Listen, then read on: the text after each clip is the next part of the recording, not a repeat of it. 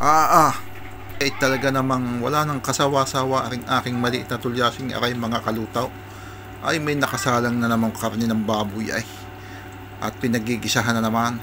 Ay talagang napakasipag naman na rin ay ng aking tulyasing maliit na aray mga kalutaw. Ay dahil nga sa birthday ng inyong lingkod, ng inyong kalutaw, aba ay di ako'y maghahanda-handaan ng konting pansay.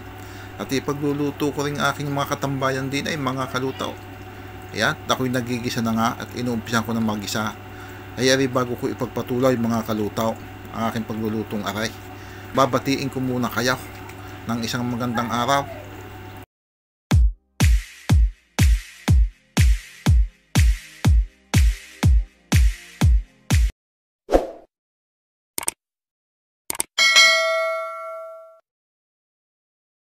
Ko, ari na ang napakainam na sinasabi ko mga kalutaw.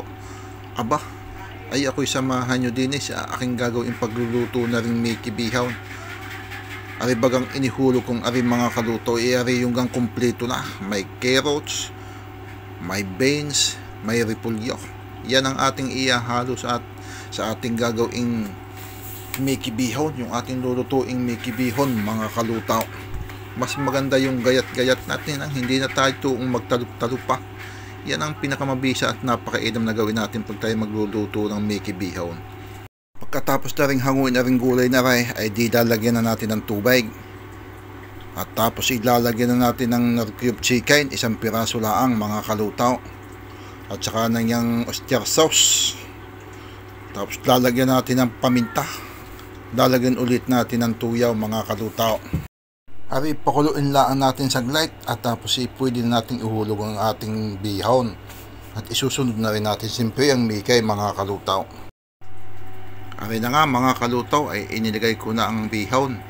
Bali 1 kilo kalahati yan. Tapos ang itutuwang ko din ay bali ay 2 kilong mikay.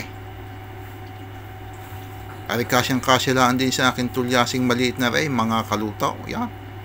Kainaman na rin sa akin tulyasing maliit na rin. Ari kasyang-kasya sa aming lahat din sa aking mga katambayan din ay mga kalutaw. Ay siya ganaray mga kalutaw.